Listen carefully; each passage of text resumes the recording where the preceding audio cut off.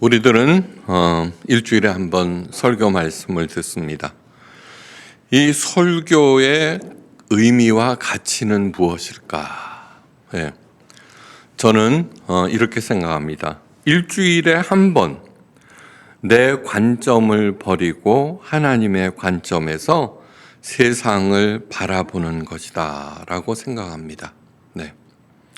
그에 맞춰서 내 생각을 점검해보고 교정하고 그리고 내 삶을 전혀 새로운 패러다임으로 정돈해 나갑니다. 그래야만 하나님께서 우리에게 주시기 원하는 그 풍성한 열매를 맺기 시작합니다. 모든 근심과 걱정 그리고 허튼 생각들을 일단 내려놓으시고 이 설교를 들으면서 각자의 삶을 하나님의 시각에서 바라보시기를 바랍니다. 저는 요즘 우리들이 살아가고 있는 세상은 숙제를 내주는 세상이라고 정의하고 싶습니다. 어디를 가나 숙제를 내어줍니다. 그죠? 부모님, 선생님, 그리고 내 자신이 스스로 나에게 숙제를 내어줍니다. 그런데 하나님마저도 가장 큰 숙제를 내주는 사람으로 교회가 만들었습니다. 근데 오늘 본문 말씀은 전혀 그렇지 않습니다. 오늘 말씀을 들으면서 생각해야 되는 것은 숙제가 넘쳐나는 세상에서 하나님께서는 뭐라고 말씀하시는가, 그리고 나는 내 삶을 어떻게 보고 있는가를 점검하시고 잘못된 거 있으면 고쳐나가시기를 간절히 바랍니다. 네. 나는 너희에게 오직 천사만을 보냈다. 중요한 것은 아무것도 없다. 그가 말했다. 가장자리 끝으로 오라. 그들이 대답했다. 우린 너무 무서워요. 그가 다시 말했다. 가장자리 끝으로 오라. 그들이 왔다. 그는 그들을 밀었다. 그리하여 그들은 날았다. 이것은 기욤 아폴리네르라고 하는 사람이 쓴 그리하여 그들은 날았다라는 제목의 시입니다. 벼랑이라고 하는 것은 우리의 삶에 간단없이 찾아오는 고난의 시기를 말합니다. 그런데 이 고난은 위기가 아니라 새로운 삶을 시작하기 위한 도약대라는 것입니다. 그런 예는 수도 없이 찾을 수 있습니다. 어린 시절부터 미국에서 생활했던 백승옥 씨는 공부는 뒷전이고 스노우보드를 아주 끼고 살았습니다. 처음에는 놀이였다가 후에는 꿈이자 희망이 되었습니다. 열심히 훈련을 받아서 세계대회에 출전하여서 한국인 최초로 5위의 성적을 거두었습니다. 그러나 얼마 뒤 연습 중에 발목 뼈가 부러지는 바람에 선수 생활을 포기해야 했습니다. 적응할 수 없었던 타지에서 유일한 희망이었던 스노우보드가 사라지자 그에게 남겨진 것은 이제 뭘 해서 먹고 살지 라는 생각이었습니다. 그 생각에서 오는 두려움과 절망감과 그로부터 오는 방황이 그에게 가득 찼습니다.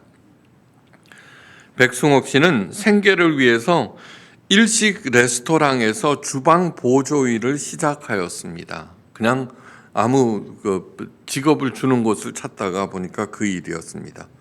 그래도 무슨 일이라도 시작했다는 안도감에 그는 열심히 그냥 그 일을 했습니다.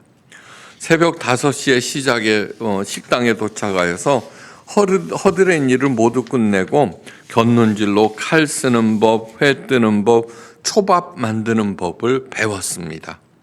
입사 3년 만에 부주방장이 됩니다. 거기서 안주하고 싶지 않아서 그 일을 그만두고 최고 일식 셰프인 마사하로 모리토의 밑으로 들어가서 다시 주방 보조 일을 시작합니다. 현재 백승옥 씨는 라스베이거스의 유명한 일식 레스토랑에서 총주방장으로 명성을 날리고 있습니다. 그는 라스베이거스 호텔업계 동양인 최초이자 최연소 총주방장입니다. 그리하여 그는 날았던 것입니다. 네. 여러분, 고난에 대한 우리들의 생각은 이제 이것이 끝이구나, 벼랑 끝이구나, 나는 더 이상 아무것도 할 수 없다 라고 생각하지만 하나님께서는 절대로 그렇게 생각하지 않으십니다. 네. 오늘 우리들이 바꿔야 되는 시각이 바로 첫 번째가 그것입니다. 예수님은 어린아이들을 너무너무 사랑하셨습니다. 어린이들이 제대로 사람 취급받게 된 것은 얼마 되지 않았습니다. 그 전까지는 귀한 집 자제가 아니면 사람 취급도 받지 못했습니다. 그런데 2000년 전 예수님은 주변에 모여든 떠돌이 어린이들마저도 사랑하셨다는 것은 예수님은 정말 하나님의 아들이시고 우리를 사랑하신다는 또 다른 증거입니다. 우리 자녀들도, 모든 부모들이 우리 자녀들도 저마다 날개를 달고 하늘 높이 높이 날아오르기를 간절히 바랍니다. 네. 그래서는 열심히 밤낮으로 일하고 잔소리하고 가르치고 숙제를 내어줍니다. 네. 그런데 날개는커녕 어떻게 돼요? 점점 말썽쟁이가 되어갑니다. 왜 그런 것일까요? 한마디로 말해서 우리의 바램과 우리의 노력은 다 물거품이 되고 오히려 역작용을 일으킨 꼴이 됩니다. 예수님께서 그렇게 잘못 생각하고 있는 우리 모두에게 질문을 하고 계십니다. 공중의 새를 보라. 심지도 않고 거두지도 않고 창고에 들이지도 아니하되 너희 천부께서 기르시나니 너희는 이것들보다 귀하지 아니하냐? 네, 귀하죠, 그죠? 네. 우리 자녀들은 그 무엇보다도 귀합니다. 그래서 우리 자녀가 잘 될 수 있다면 부모는 물불을 가리지 않습니다. 이 질문을 곰곰이 생각해 보면은 우리들의 가치관과 교육관, 나아가서 근본을 뒤흔드는 그러한 모든 것들을 근본을 뒤흔드는 그러한 질문입니다. 예수님께서는 지난 시간 절대로 하나님과 재물을 겸하여 섬기지 못한다고 단언하셨습니다. 이 말씀은 아무리 열심히 신앙생활을 하여도 하나님보다 재물을 더 바란다면은 그것은 가짜 신앙이라고 하는 것입니다. 우리 자녀들에게 숙제를 내주고 닥달하는 이유가 무엇입니까? 예, 제가 저렇게 해서 이 험한 세상에서 먹고 살 수 있을까라는 걱정 때문입니다. 그 걱정이 아무리 순수한 것이라고 할지라도 하나님 자신보다 재물 챙기기를 더 중요하게 생각하기 때문입니다. 그렇다면은 하나님을 사랑하면서 가난하게 살라는 것이냐, 그것이 하나님의 뜻이냐? 절대로 아닙니다. 절대로 아닙니다. 성경은 우리가 창세기 1장 27절에서 하나님의 자녀라는 말로 시작합니다. 그죠? 그리고 요한복음 15장 15절에서 예수님의 가장 친한 친구라고 하시고 성경의 맨 마지막인 요한계시록 21장에서는 예수 그리스도의 신부라고 말하고 있습니다. 자녀, 친구, 신부, 이 셋이 의미하는 것은 모두 다 내 자신보다도 더 사랑하는 존재를 의미합니다. 나보다, 내 자신보다도 더 사랑함으로 이들에게, 자녀에게, 친구에게, 신부에게 내 모든 것을 내어줍니다. 예. 친구를 위해서 보증 썼다가 온 가족까지 쫄라당 망한 사람들 부지기수죠, 그죠? 예. 우리 자녀를 향한 부모님의 걱정이 무엇인지 한번 생각해 보십시오. 저놈이 커서 잘 먹고 잘 살까? 그래서 나도 모르는 사이에 돈 버는 기계로 또 세상에서 가장 잘 팔릴 보기 좋은 상품으로 만드는데 총력을 기울입니다. 그런데 바로 이것이 올무이며 함정이라고 하는 것입니다. 올무이며 함정이라는 것. 예수님께서 말씀하십니다. 오늘 있다가 내일 아궁이에 던져지는 들풀도 하나님이 이렇게 입히시거든 하물며 너희일까 보냐. 믿음이 적은 자들아. 한마디로 그런 일에 골몰하는 사람은 곧 믿음이 적은 자들이라고 일축하십니다. 이런 사람들을 단순히 믿음이 적은 자로 끝나지 않습니다. 마태복음 6장 25절에서 그러므로 염려하여 이르기를 무엇을 먹을까 무엇을 마실까 무엇을 입을까 하지 말라 이는 다 이방인들이 구하는 것이라. 이방인이 누구입니까? 이방인은 하나님을 모르는 사람을 총칭하는 말입니다. 이방인. 오직 의식주에 골몰하는 사람은 믿음이 적은 자를 넘어서 믿음이 아예 없는 자라고 하는 것이 예수님의 결론입니다. 자녀들에게 잔소리하고 숙제 내주는 부모들은 있죠. 모두 다 어떻게 돼요? 하나님을 전혀 모르는 믿음이 없는 자들이 되어버립니다. 그죠? 예. 아무리 목사든 장로든 간에 제가 저렇게 해서 먹고 살 수 있을까 잔소리하고 그렇게 하는 사람은 하나님을 모르는 믿음이 없는 자들이 되어버린다는 것. 네. 저는 목사 아들로 태어났습니다. 되돌아보면은 우리 부모님께서 저에게 하나님보다는 있죠. 공부 잘하는 그런 잔소리를 훨씬 더 많이 들었습니다. 깊이 생각해야 합니다. 제가 그것을 깨닫고 우리 자녀들이 비록 앞가림을 아직도 못하고 있지만 하나님에 대해서 먼저 가르쳐주고 칭찬하고 격려하면서 살아갑니다. 그 전에 저도 끝도 없이 잔소리했거든요. 그런데 제 어투를 바꾸는 순간부터 정말 하늘의 평화가 임했습니다. 성경에 이렇게 말씀하셨죠. 의인의 자식은 걸식함이 없느니라. 자녀들이 못 먹고 못 살고 그것은 무엇이냐? 그럼 그 부모가 의인이 아니기 때문이다라는 얘기입니다.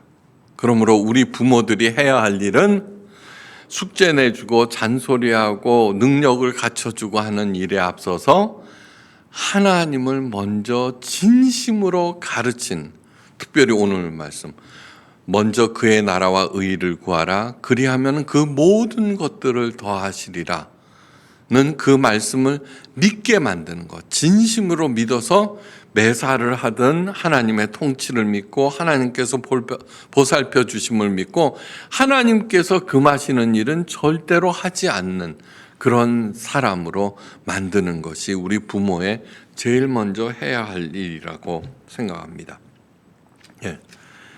창조주를 모른다는 이유로 벌을 내려서 인생을 어둡게 만드는 분, 하나님은 그런 분이 절대로 아닙니다. 믿음이 없기에 하나님께서 창조하신 세계에서 하나님을 전혀 보지 못합니다. 하나님을 전혀 보지 못합니다. 오늘 이사야 선지자가 교동문에서 뭐라 그래요? 너희는 눈을 높이 들어 누가 이 모든 것을 창조하였나 보라. 봄이라고 하는 게 뭐예요? 본다는 뜻입니다. 본다는 거. 정말 너무너무 아름답죠. 그죠? 그리고 그 아주 작은 전혀 이름도 모르는 들풀을 향해서 하나님께서 이름을 불러주십니다. 그러면서 그 모든 것들을 하나님의 시각으로 바라볼 때 내가 저 꽃보다도 얼마나 더 귀한 존재인가를 알게 되고 그리고 하나님께 감사드리게 되고 하나님께서 나를 이 땅에 보내신 이유를 알고 그것을 행하게 된다는 얘기입니다. 하나님의 사랑, 하나님의 영감, 하나님의 지혜, 하나님의 능력, 이방인들은 그것을 보지 못합니다. 바로 그 자체가 가장 어두운 함정이고 깊은 딜레마입니다.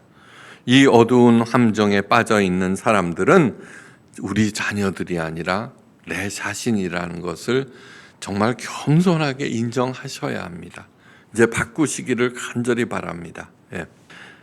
우리 자녀들을 하나님의 이 놀라운 은혜의 세계, 풍성한 세계로 들어가기 위해서는 우리 부모들이 먼저 진짜 신앙을 가지셔야 합니다. 오늘 본문 말씀이 부모들이 진짜 신앙을 갖기 위한 가장 기초가 되는 말씀입니다. 너희는 무엇을 먹을까, 무엇을 마실까, 무엇을 입을까 염려하지 말거라. 염려하지 말거라.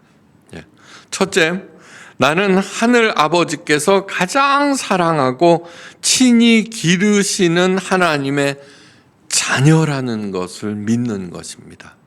믿는 것입니다. 둘째, 당연히 필요한 모든 것을 하나님께서 풍성히 공급하신다는 것을 믿는 것입니다. 풍성히 공급하신다는 것을. 이 신앙이 바로 자녀들에게 날개를 달아주는 첫걸음입니다. 제일 먼저는 뭐예요? 내가 그 신앙을 받아들이는 거. 우리 하나님께서 나를 너무나 사랑하시고 언제 어느 때든지 풍성하게 공급하신다는 것을 부모인 내가 믿는 것. 믿는 것. 그렇게 할 때 이제 우리 자녀들에게 그 날개를 달아주기 시작합니다. 달아주기 시작합니다. 하나님이 바로 우리의 부모이며 우리는 하나님의 자녀라는 믿음만이 기독교를 전혀 다른 차원의 종교로 만듭니다. 다른 모든 종교들은요, 신하고 자기는 다른 존재입니다. 다른 존재. 그런데 이 성경 말씀, 아까도 말씀드렸죠. 1장에서는 너는 하나님의 자녀야. 요한복음 15장 15절에서는 예수님의 친구야. 친구를 위하여 목숨을 버린 것보다 귀한 것이 없어 라고 말씀하시면서 요한계시록 21장 맨 마지막에서는 둘도 없는 예수 그리스도의 신부라고. 왜 이런 말씀, 이거 성경 말씀이 뭐예요? 계시거든요. 계시란 무엇이에요? 뭐 꿈꾸고 이러는 것이 아니라 하나님의 뜻을 전하는 것입니다. 왜 이렇게 하셨을까요? 그 수많은 다른 종교들이 신과 인간은 엄연히 구별되는 존재라고 가르치고 그 다음에 종교의 감옥에 가두고 있는 것을 하나님께서는 도저히 묵과하실 수 없기 때문이라는 얘기입니다. 진정 여호와 하나님을 내 부모로 믿을 때 정죄가 있을 수 없습니다. 정죄가. 버림받을 걱정이나 버림받았다는 절망감은 더 이상 없습니다. 한번 생각해 보십시오. 우리 자녀들이 잘못했을 때 부모는 벌을 주어도 정죄하지는 않습니다. 아무리 내 자녀가 잘못했어도 내가 대신 지옥에 갈지언정 지옥에 보내지 않습니다. 왜요? 바로 그게 사랑입니다. 부모의 사랑보다도 훨씬 더 큰 것이 하나님의 사랑입니다. 그러면 지옥은 뭐냐? 우리는 양 같아서 제 길로 갔더라. 내 생각대로 내 고집대로 가다 보면 그 끝이 지옥이라는 뜻입니다. 그러므로 지적이나 징계를 사랑으로 받아들이면은 더 잘할 수 있는 계기가 됩니다. 교육이라는 것은 지적이 있고 그다음에 징계가 있고 뭐 그런 것이죠.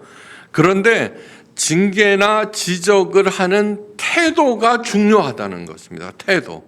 그것을 숙제처럼 명령처럼 하는 거하고 그것을 잘 설득하는 거는 천지 차이가 납니다. 우리가 언제나 명령으로 지적하고 징계를 내림으로써 우리의 그 많은 노력들이 다 허사가 되고 오히려 역효과를 냈다는 것을 깊이 인식할 수 있기를 바랍니다. 예수님께서는 들에 핀 백합화나 들풀이 그 찬란한 솔로몬의 영광보다도 훨씬 더 아름답다고 하십니다.